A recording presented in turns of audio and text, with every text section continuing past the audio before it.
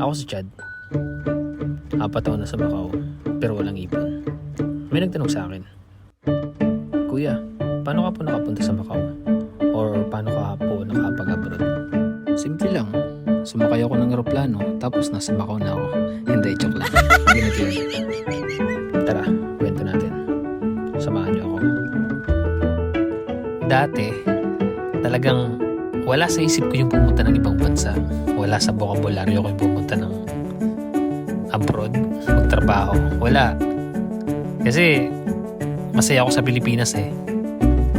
The reason why, siguro ko kasi may trabaho ako. Maganda rin yung trabaho ko. Yung mga napapasukan ko. Nabibigyan din ako ng ng parang break sa trabaho na yun, magkaroon ng magandang position. Pero syempre, yung kita sa Pilipinas, ganun pa rin. So, ganito yun. 2019, nawalan ako ng trabaho, which is, sige, to be honest, natanggal ako sa trabaho. Medyo pasaway tayo dati. Project ko noon, SM Sorsogon. Tapos, in that day, pumunta ako ng Manila. Tapos nasa bus ako. Nag-chat sa akin yung kapatid ko.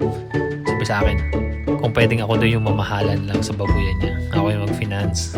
And then sabi ko naman, wala na akong trabaho.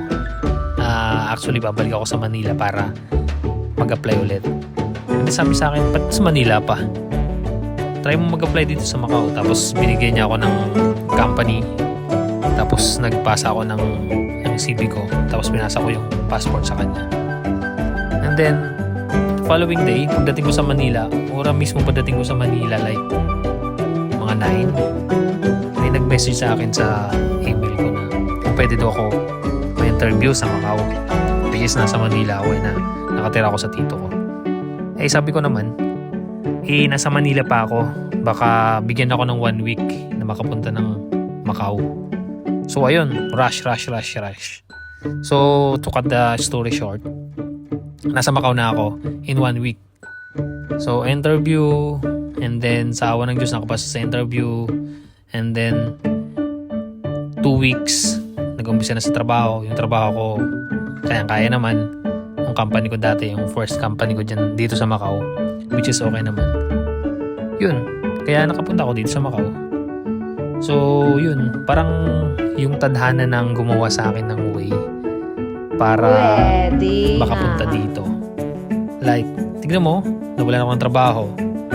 And one day, nag-message yung ate ko, magpasa ng CV. Tapos in the following day, nakatanggap ako ng message na i-interview ako. Hindi mo talaga maano yung opportunity. Kaya, yun, payo ko lang pag may mga opportunity na mga ganon, mga ganyan. Kaya i-grab natin kaagad. Sayang eh. Actually, yung opportunity ko dati pa, ang dami ng pwede akong pumunta ng abroad eh. Kaso, tinatanggihan ko kasi masaya ako. And then, di ko alam na mas malaki palang kikitain talaga sa ibang bansa, which is totoo. Kaya, sa atin, kung may opportunity tayo, i-grab kaagad natin. Malay mo, yun na yung natin, yung break ng buhay natin. Which is, hindi ko naman sinasabi na successful ako.